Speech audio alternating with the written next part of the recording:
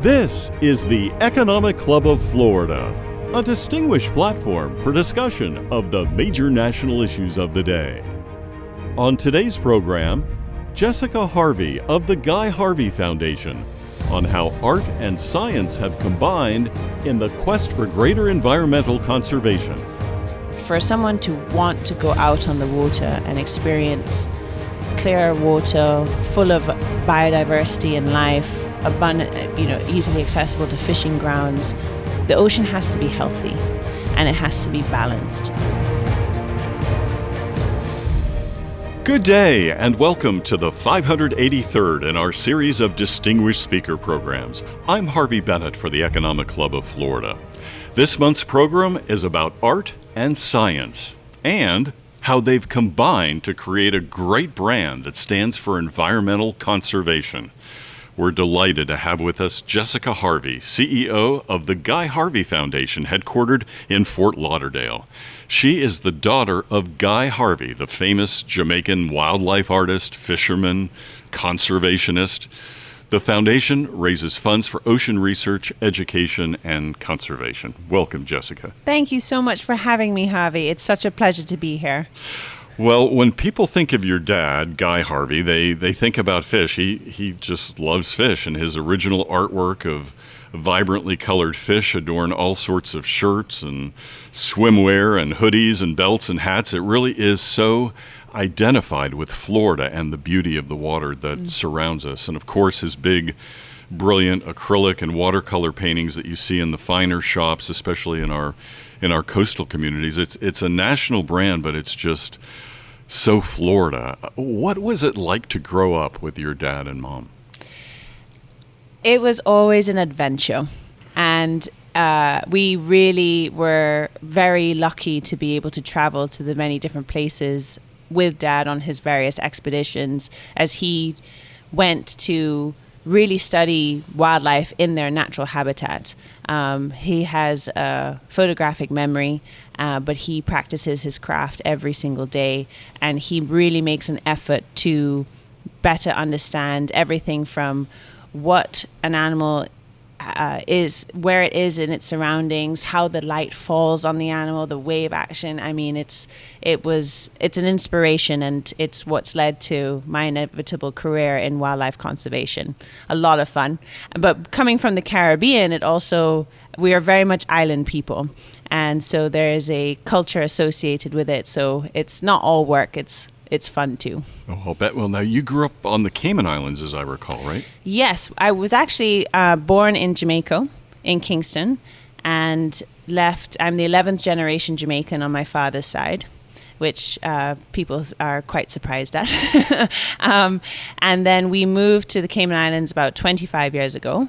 But in my school career, I went to boarding school on Vancouver Island in Canada for 4 years. Then I completed a degree in zoology, bachelor's degree in zoology at the University of Edinburgh in Scotland, before returning home to work with the Cayman Islands Department of Environment. So I've had quite an interesting upbringing. So your dad's conservation interest really took off in you. I mean, you pursued that in your career, in your studies at college, and in your professional career. Now, something else I understand rubbed off on you from Dad was his love of fishing. Tell me about that. You were quite the young fisherwoman. Yeah, yes. He is very passionate about it. I don't think anybody is going to find a more passionate human being about fishing as my father. I mean, if you've ever been out on a boat and are looking out, it's offshore fishing. So you're trolling for about 7 or 8 knots, waiting for that bite to come through, and you've got your spread out, and it's a beautiful day. He will be looking at those lures non-stop. And for most people that you get bored and you just, casual conversation, might go for a nap. Not my father. So it's been a lot of fun. And you know how passion is infectious. You are with people who are passionate, and it's just so, it doesn't matter what they're talking about. If they're enthusiastic and animated about what they're talking about, you really feel a gravitation towards wanting to learn more and be a part of it. And that's what he did with Mum's help. And so we lived in Jamaica. We lived 45 minutes away from shore.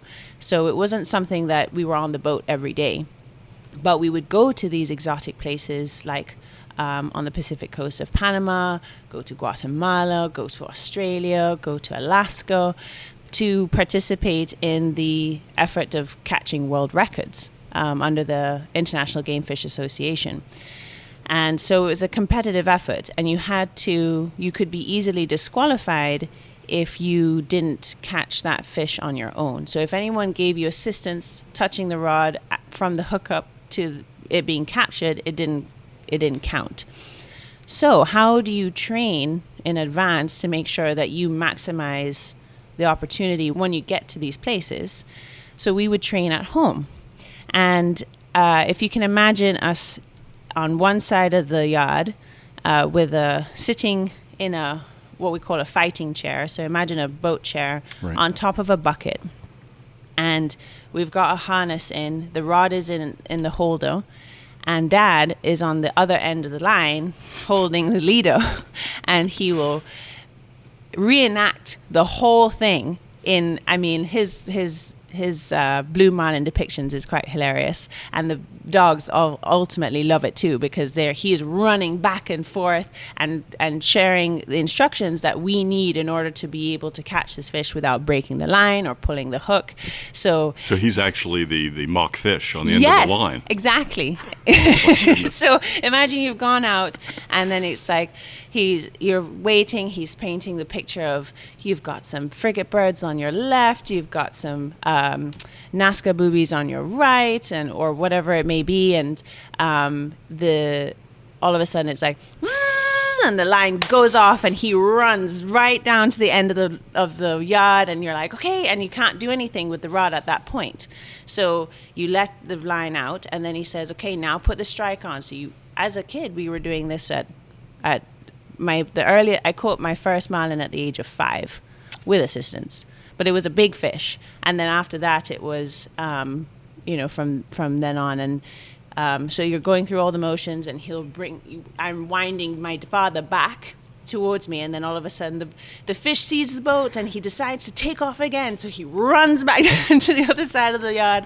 And we would do this because there's a technique involved that helps make sure that you have the endurance to last through a whole fight. Sometimes it could be 5 minutes long. Sometimes it can be over 3 hours long. You have no idea. Wow. It depends on the fish. It depends on a lot of different factors. So from that point on, and then being able to see what he's painting in the process of all these experiences was magical for us. He was actually painting a picture in your mind in that scenario. Yes. In very vivid detail, it sounds, of the same that he applies to the canvas. Mm-hmm. And that's amazing. Now, you are a world record holder in fishing as a result. Yes. Do tell. I think the most I held at one point was, because you have different categories. So you have small fry, junior angler, and then angler. So I think I held about 17 world records in my prime. 2 of them still exist today. A yellowfin tuna at 198 pounds, and then a Almaco jack at about 79 pounds, I believe. So it's something that I enjoy, but now my bigger interest is filming and documenting and helping with conservation efforts. But it was important to have that skill set. I didn't appreciate it as a youngster at the time, but it really was getting me ready for what I would be pursuing today. And as a result, you're not fazed by when you're having to adapt to changing conditions. You're able to work with really incredible people and see a lot of things that very few often have the opportunity to do so. And not just the animals in terms of fishing for what you're fishing for, but the incredible environment that they're in. the experience of fishing comes with so much more than the act of fishing itself. And it sounds like you've really lived that life. Yes. Genuinely, authentically. Yes.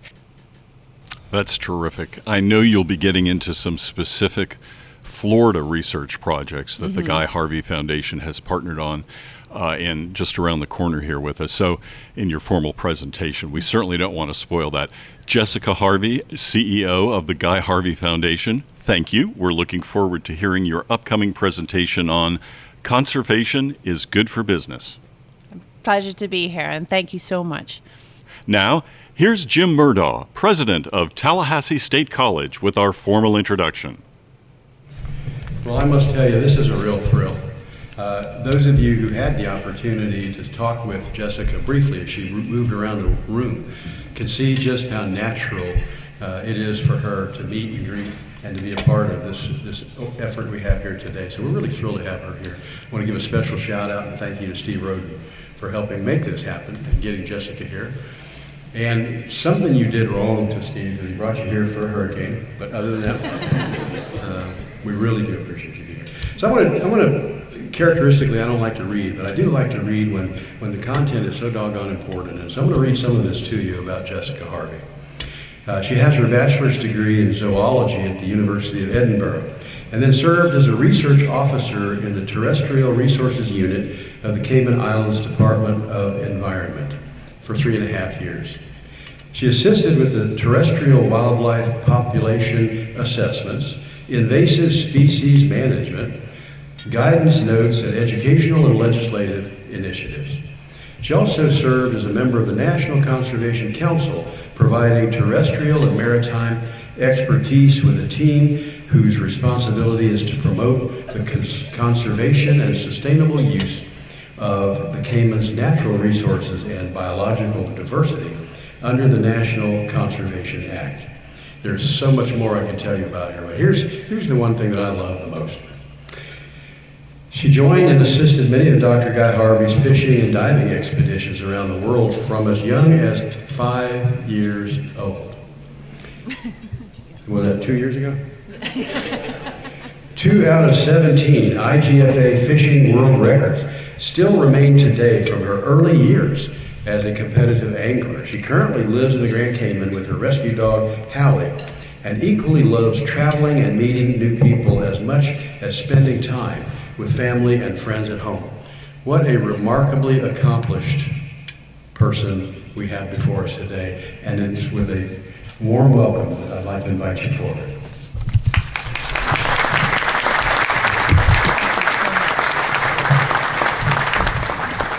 Thank you so much. I realize that's quite loud. Can everyone hear me if I keep it right here?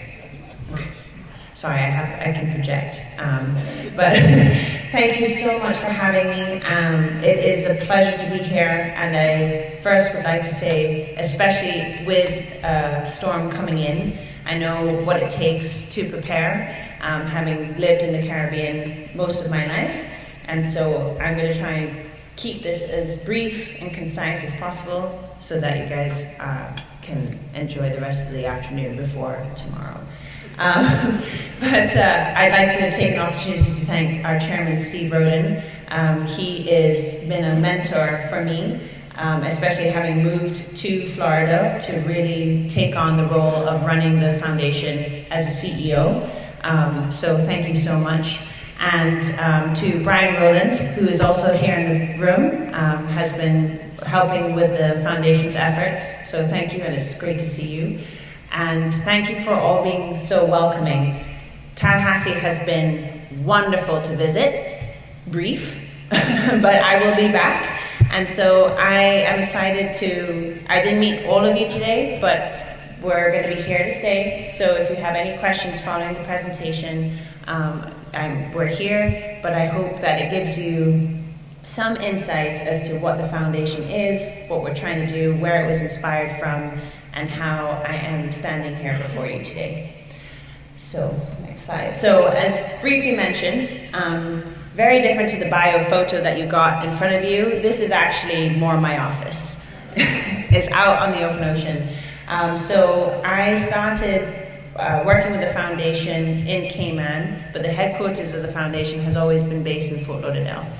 And so I would work with a team of people to help support research, education, and advocacy supporting marine conservation. And we're going to briefly touch on specifics of that. Next slide. So just to give you a little background in terms of what being on an expedition looks like, this is my comfort zone. I don't know how many of you dive in the room, a couple of people. I don't know how many of you would be joining on this kind of an expedition, but one of the things, I see a few shaking heads, but that's also why I'm here, because there is a way we can coexist with wildlife that is helping support their conservation and as well as supporting the economy that we all benefit from. So that is Dad on the left and myself on the right in Bimini, looking at tiger sharks. Some of the work that we have focused on is looking at tiger sharks and their massive migrations between the States and Bermuda. There's a documentary on it. I won't go into so much detail, but again, something that a lot of people have a lot of fear about. And so that's also what I try and showcase is there isn't anything to be feared. Let's change that fear into curiosity about our environment. Next slide. I unfortunately did not get the gene for art and painting. My stick figures are great, but ask me to do anything more and you might not get what you're looking for. But I love to film. I love being able to showcase what we're doing and trying to do, the amazing animals that are in the ocean. So this is actually Wes Merton helping with putting satellite tags on dolphin fish, a mahi-mahi. I don't know if anyone has seen a dolphin fish before or had the mahi sandwich. This is what it looks like. A beautiful animal, and we're learning more and more about it. And it actually, I won't be able to touch on it today, but there's been a lot of discussion about the overall conservation status of this species, which we'll allude to more later. So just to give you an idea of what I'll be talking about today, I was asked to be able to showcase a little bit about the brand, why it was, how it's successful, why it's successful. So we'll talk about a few factors that led to its success today, where it all began, the investment that we've made and the investment that we need to make in the environment, and then how your partnership can help us amplify and help support the mission for ocean conservation. So the success. The Guy Harvey brand was established in 1986. The reason that it is, actually hands up for all of those, I know a couple of people are familiar with Guy Harvey, but if you could put a hand up if you've seen him, met him, worn his shirt, great. Thank you so much. I really appreciate it. Part of his success is that the artwork is iconic. He started off with the inspiration from The Old Man and the Sea, and because he was a very visual person, he couldn't find an illustrated version of the story, and therefore set upon himself at the age of 16 to do pen and ink drawings of the story. Took him a year to do, and he, at the time, did not explore the watercolors or the acrylic. That came later, but he is a self-taught artist. And that is ultimately, if you search for anything Guy Harvey, The Old Man and the Sea that's depicted on the shirt is what you're most likely going to come across. He is authentic, so he makes an effort to accurately depict what you see out there. With a scientific mind, he has a PhD in fisheries management. He did a degree in Aberdeen University. And so his dedication to painting and depicting authentically what is out there is what helped make his art so iconic. The other thing is that it's very inspirational. And I don't know if any of you have seen any of the murals that he has done in Florida, but there are several of them.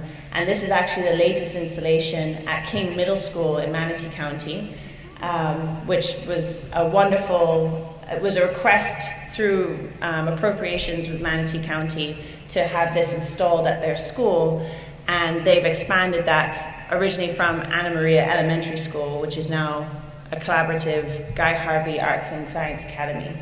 And so it's not just about art, but it's becoming symbols of hope, and a lot of schools are wanting to have that showcased in their schools as well. So we're honored for the enthusiasm to have this. To kind of highlight for those less familiar, and we were talking about it earlier because of the shirts in Jamaica, this is the lifestyle that the brand's able to speak to. Are people who enjoy being out in the water, enjoy interacting with wildlife out on the open ocean.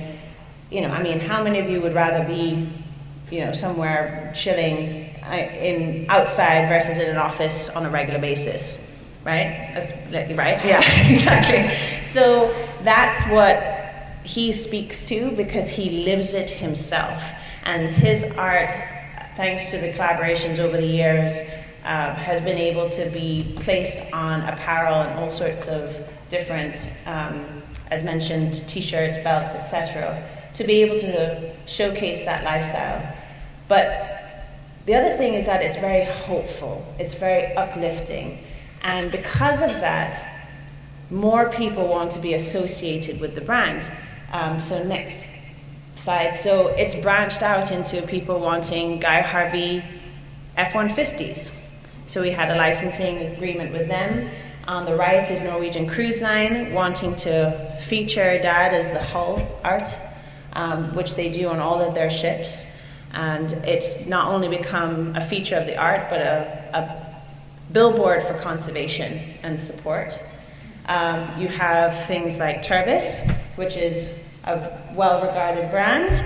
You have Tag Heuer watches that wanted to feature his art on the face of the watch. All sorts of, it goes on to all sorts of different things. And my brother is the one that helps manage the licensing part of the business. So it's a joke between us in the beginning is that he makes the money and I spend it. But the main thing is that a part of the proceeds of everything Guy Harvey goes to support the Guy Harvey Foundation. And that's very, very important to us. Next slide.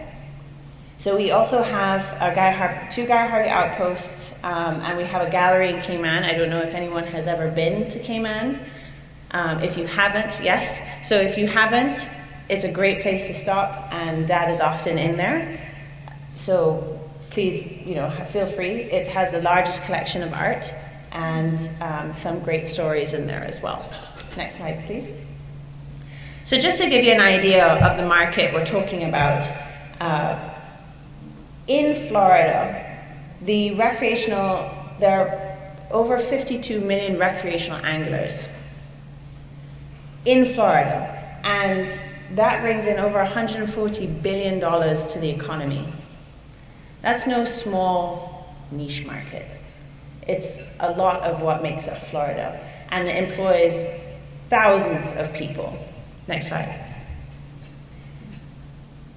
On top of that, in a separate study, you have the people who enjoy boating. So there are about 100 million Americans who go boating every year, and providing $230 billion approximately towards the economy. So that's part of the reason the brand has done so well, is because so many people want to be in the maritime industry. And I don't know if anyone has been to the Fort Lauderdale Boat Show, but it is the biggest in North America. So it's a significant attendance effort. Next slide. The other factor about the success is the fact that he is a person that actually exists. A lot of people think, maybe Tommy Bahama, because he doesn't exist, that maybe Guy Harvey doesn't exist. I can tell you he does exist. And he has made an effort to he loves meeting new people. He loves learning from people. He loves engaging in stories and storytelling. And so he'll often be doing signing sessions all over Florida to meet his fan base. So from a multi-generational impact, it's one of the few brands that you can actually have a teenager happy for a parent to wear the shirt, if you think about it. Not oftentimes that happens, but with Guy Harvey, it's okay. I remember as a kid because he predominantly started with men's shirts, and then one of the, I can't remember which university, but they started in one of the fraternities doing a Guy Harvey design, and their name was made out in the same font as his signature on the back of their shirts. I was like, since when are you popular with college kids? Who are you? You know? But it has grown, and I've met kids who come up as young as 6 years old saying, Dr. Guy Harvey, it's so nice to meet you. Thank you for what you do. I'm like, it's incredible the impact he has had on the community. Next slide. And he doesn't just talk the talk, he walks it. He spends the majority of his time, if he's not on the boat, if it's good weather, I guarantee that he's not going to be in the office when there's flat calm seas outside. But he really makes an effort to study the animal in its natural habitat, but also learn more about it to support its conservation. He is not, as he says, he's not a tree hugger. He likes to fish, he likes to eat fish, but there are ways in which we need to move as a society to support sustainable use of our resources, and that's what he's about. So that's him swimming with a blue marlin that has a satellite tag in it, and we've invested a lot of time, blood, sweat, and tears to learn more about this iconic animal that helps support the industry that I was just mentioning from a recreational standpoint. Next slide. So to give an idea of how far back the investment in research goes, we started a relationship with Nova Southeastern University in Florida in 1999, and that was to help support research efforts on pelagic species, as I mentioned, shark research, billfish research, and it goes beyond. I noticed that there was some mention of criminology studies in the room. Dr. Mahmood Shivji is the director of the Guy Harvey Research Institute based at Nova Southeastern University, and he's a ecologist but also a geneticist, and he has helped with complicated studies on fish ID, because there's a lot of fish fraud that takes place in the States, unfortunately, endangered species. His group was one of the first to account for the number of shark fins that are caught to support the shark fin trade, which is upwards of 73 million at the time, and probably harder to find now because of social media and how secretive it's become. Another story that is fascinating, happy to share another time, but it is the amount of work that the Guy Harvey Research Institute has done is tremendous. And to this date, we have 176 scientific, peer-reviewed, published papers that support these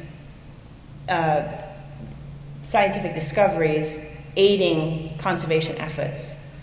And very few places have been able to do that. So it's a team effort, and Dr. Mahmood Shivji and his team have done a phenomenal job. So we have the Guy Harvey Oceanographic Center, and where the Research Institute is based.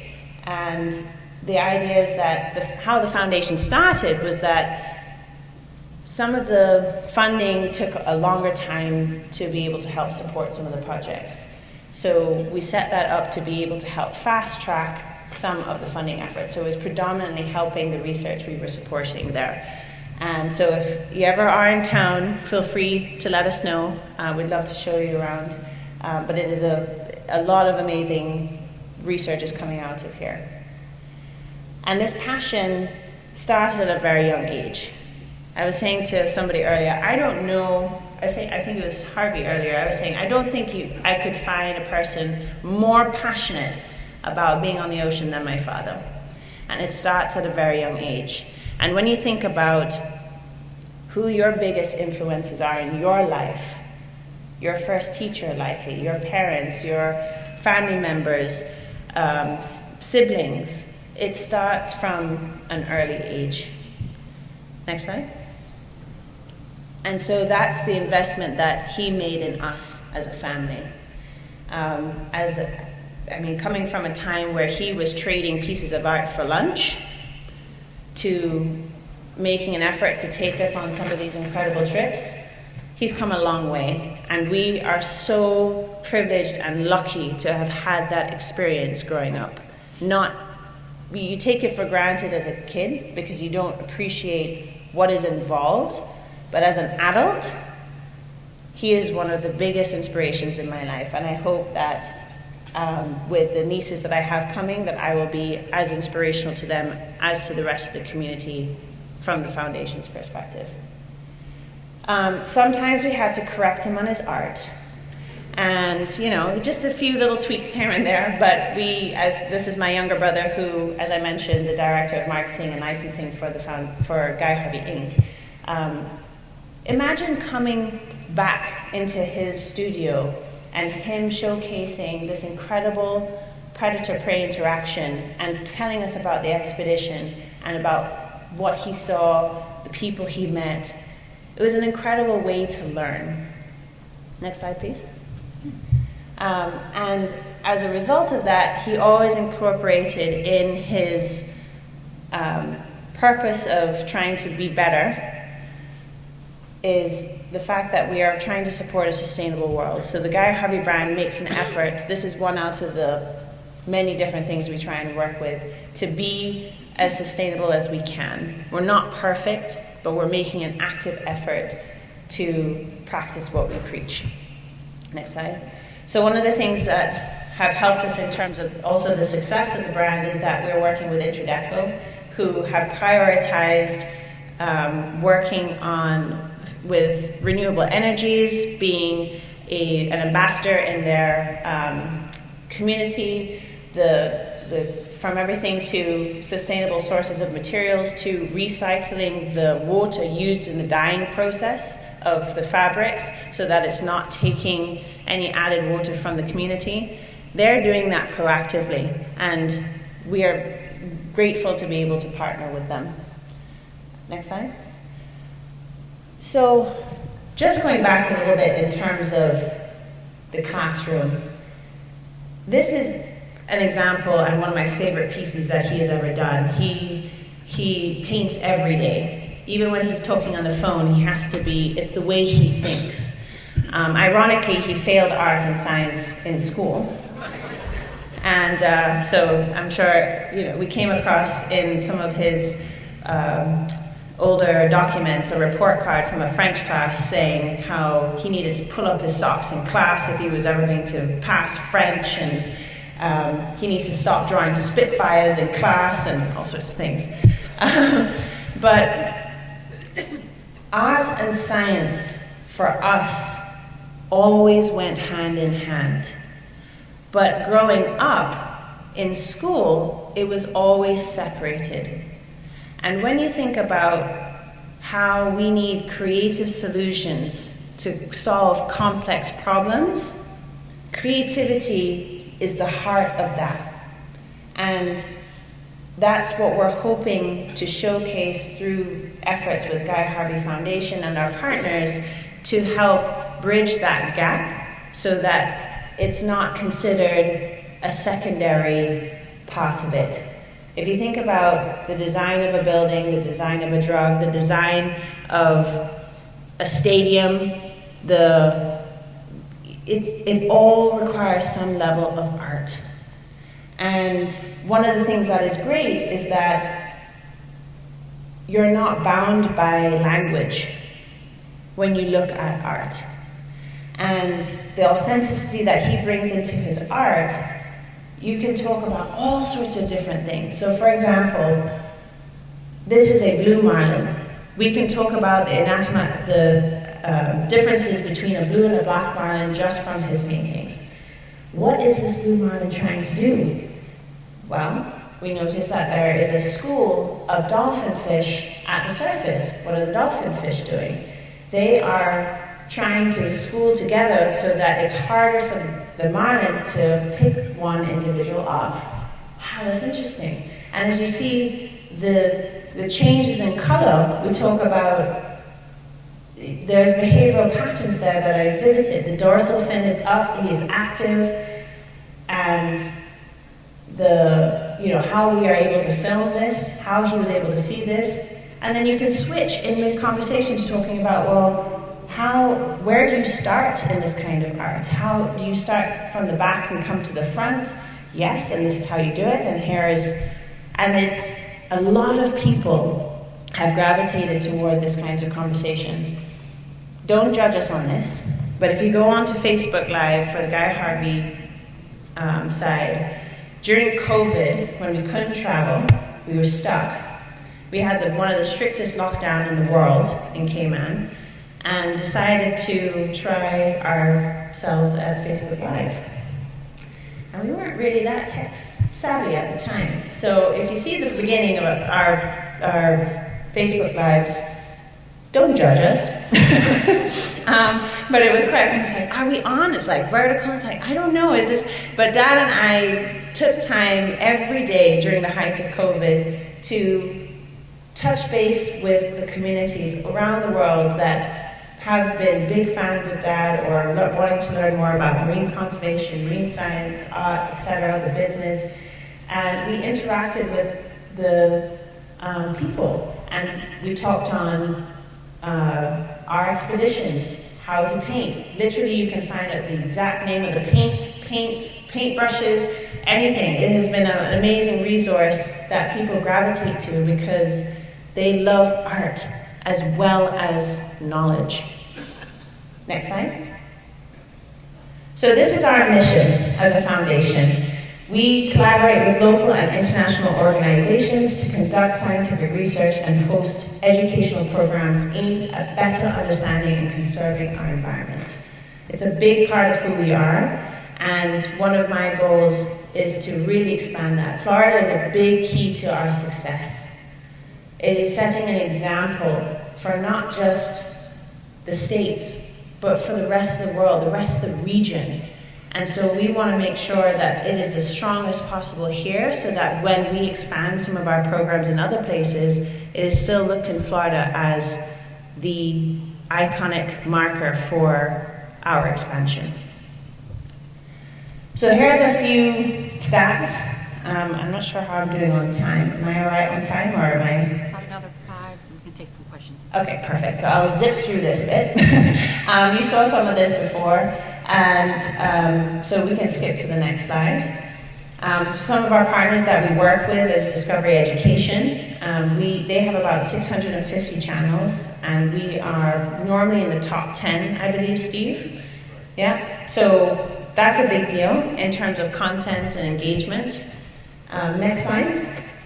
This has been updated since, I think, but we recognize that, especially during COVID, and it was Steve's amazing insight in terms of virtual learning that helped us. So as you can imagine, we were all about physical training or trying to showcase things through documentaries and experience.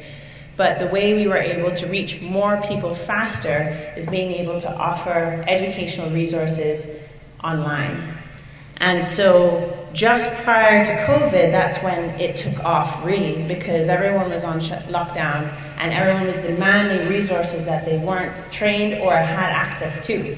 And so we've made an effort to support that. But the other problem we came across was that teachers there's a lot of burnout with teachers. It was a very challenging time. Teachers who were often trained on one subject had to try and teach science, which they'd never been trained to before.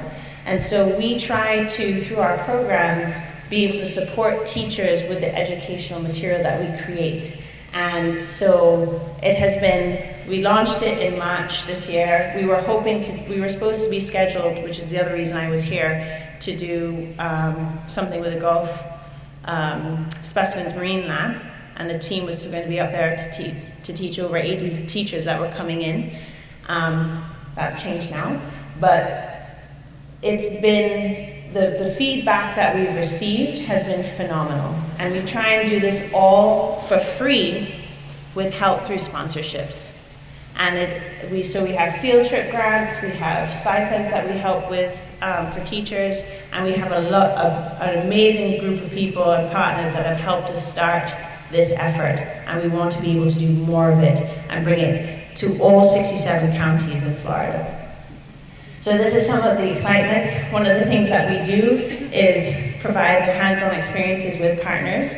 So as Trey and I went yesterday to see the Tallahassee Museum, which was a lot of fun.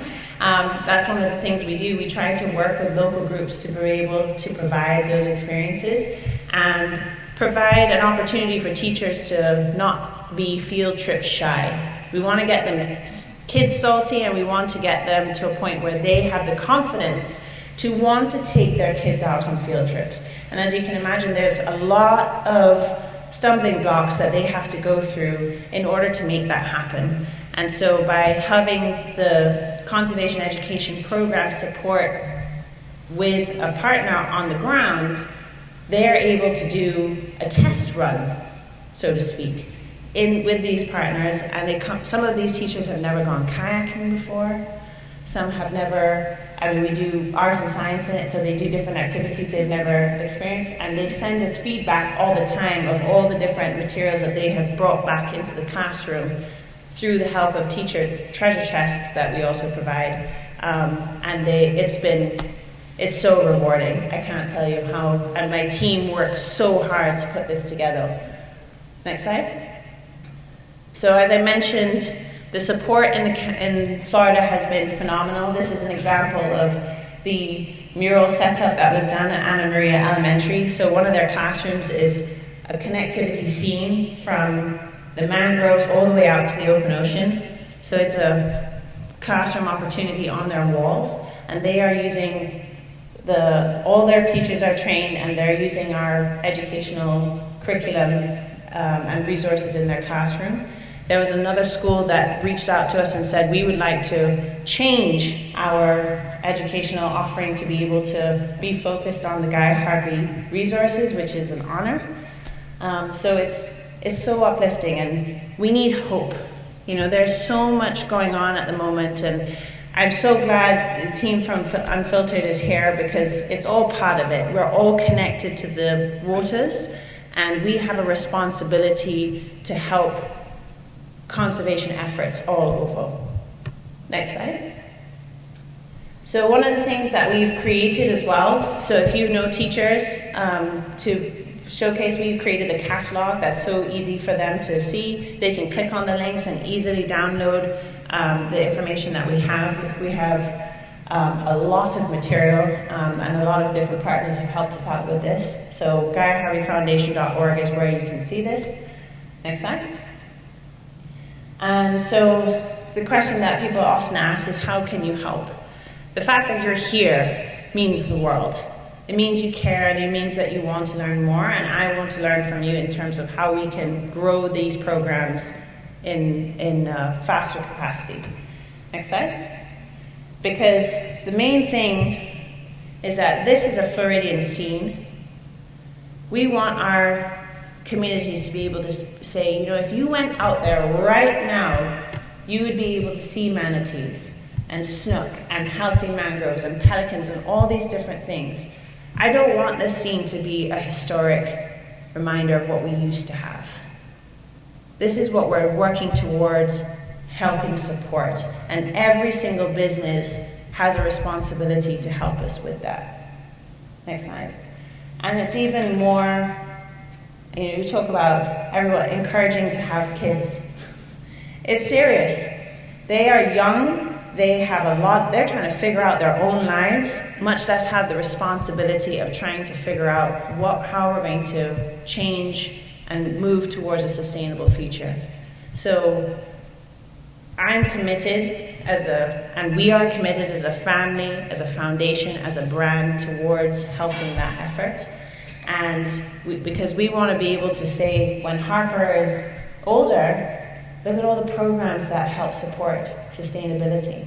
Look at what FSU is able to do, and all these other different schools. And we have cleaner waters now. You can see healthy reefs and healthy oyster ranches and all sorts of different things. And that's, she's painting and having an opportunity to learn from Dad as well, the same way I did. And it's very special. So we have our work cut out for us, and I'm so excited to be here. It's an honor to be here. Next slide. And so I will do, whether it's out in the field or in the classroom or here or anywhere, to be able to share awareness of how people can participate, what we're trying to make a difference on, how businesses can participate and support, whether financially, volunteering, etc. But we can do this. We have a role here, and there are so many people who have helped us out in the room in various different ways, and we're so grateful. And so it means that we have a lot more fun to look forward to. Next slide. So if you haven't seen this already, this is a wonderful way to help support the foundation. And does anyone have a Guy Harvey specialty license plate? Great! I see all of you going to renew your license plate. So when you look out, you know that game Punch Buggy? Yeah. So Punch Buggy is a game. Every time you saw a Volkswagen Beetle, you'd go Punch Buggy. Sometimes, depending on the sibling, it got harder or softer. Not encouraging violence here, people, but if it's a fun game. When you now know what this specialty license plate looks like, you'll see it more and more often. But the hope is that if we increase even the amount of these out supporting the foundation, because a part of the proceeds benefits the foundation, it helps support all the efforts that I touched on. And I didn't even go into the research side of it so much today, because that's a long conversation too, fun. But we really appreciate your support. And thank you so much for having me, and I'm here for any questions.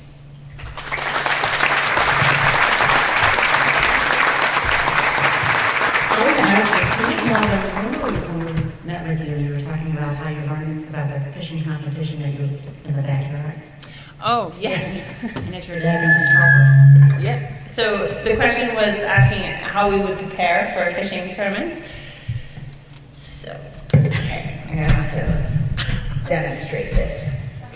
So the question was, when you're preparing to compete for fishing tournaments, how would you get ready? Because you can't, if you're going to qualify for a world record, you can't have anyone assist you.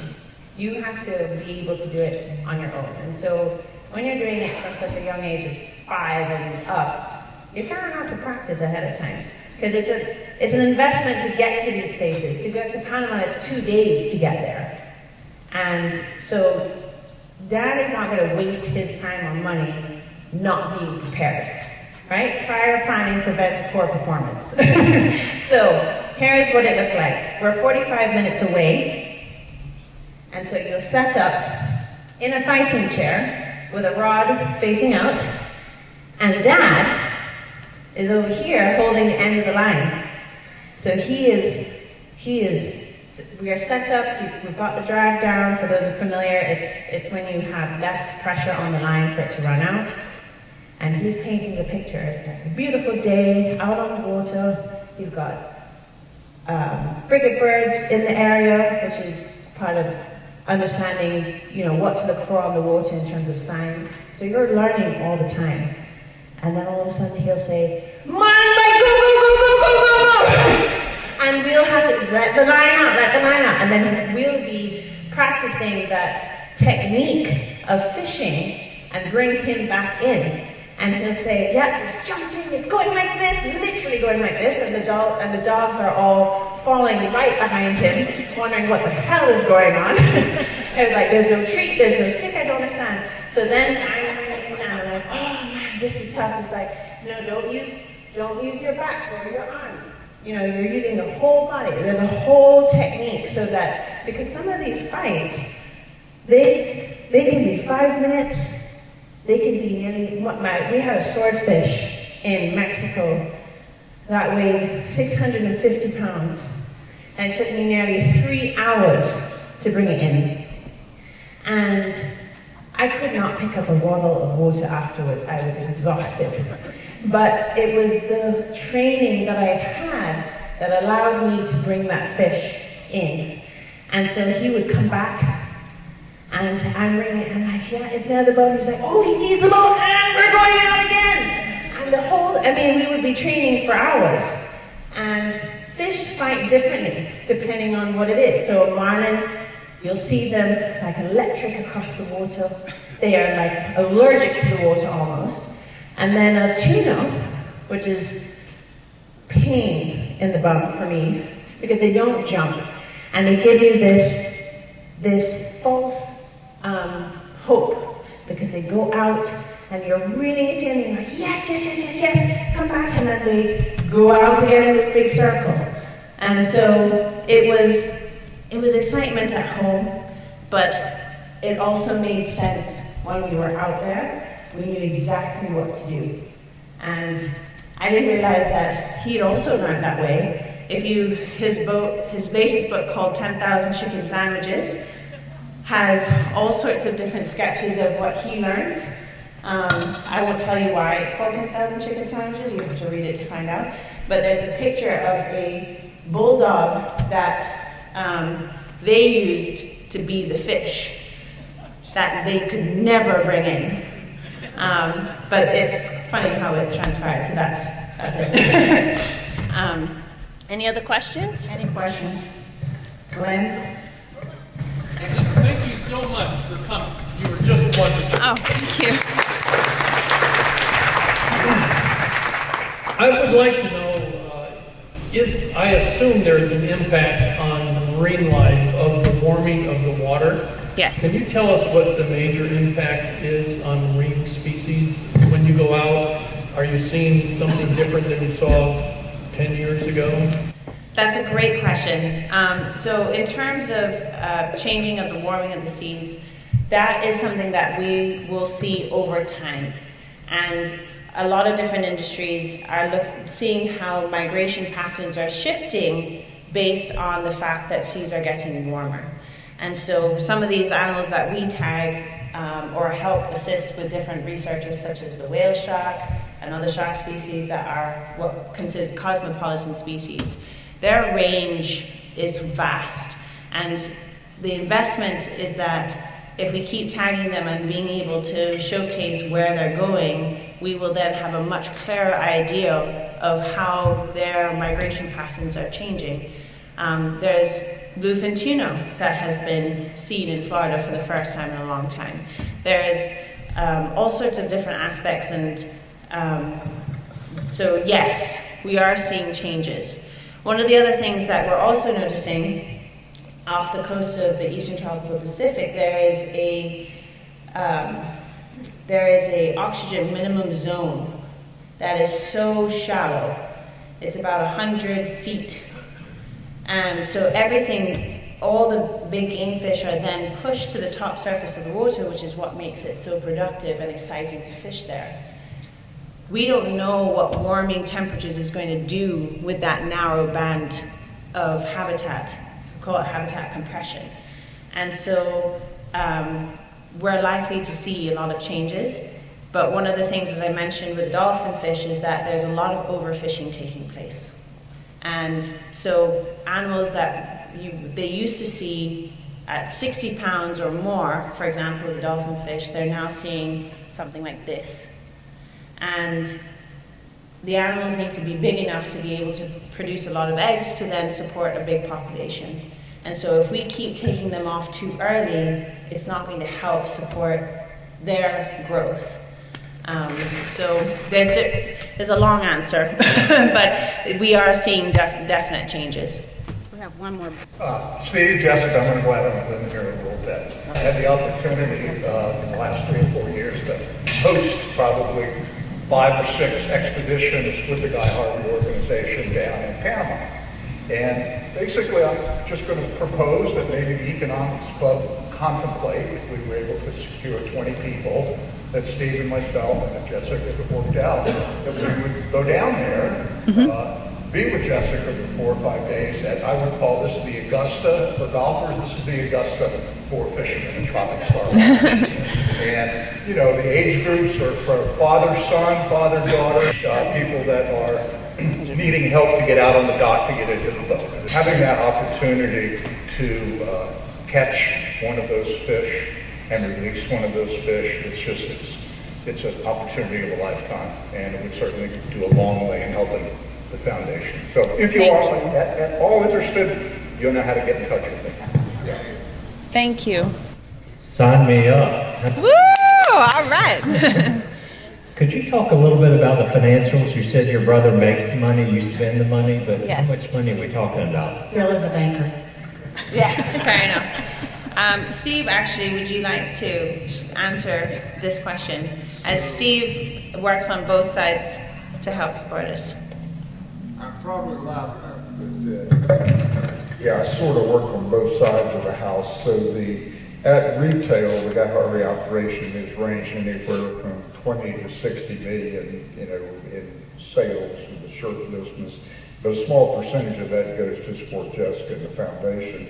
We raise about 3 to 3.5 million a year from donors like Florida Power and Light, SeaWorld, license plates, lotteries, etc. We'll bump up closer to 4 million when we get a lottery ticket. And I'm not encouraging gambling, but it helps. And then all of that money basically gets flushed through. So we give it away. We spend it on research, we spend it on education. And the actual numbers of teachers now that we've reached is actually approaching 3,000. So it's not the number that was on the board. It's, Yeah. The reach is quite extensive. But that answers your question about economic size.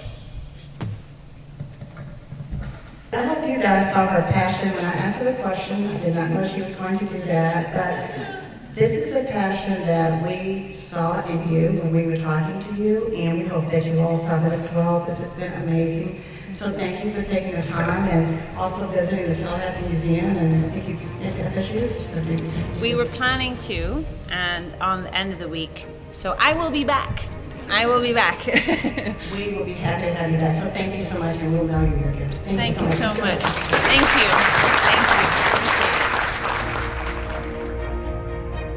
you. You've been listening to Jessica Harvey, CEO of the Guy Harvey Foundation, speaking before the Economic Club of Florida on September 24th, 2024 in Tallahassee, Florida.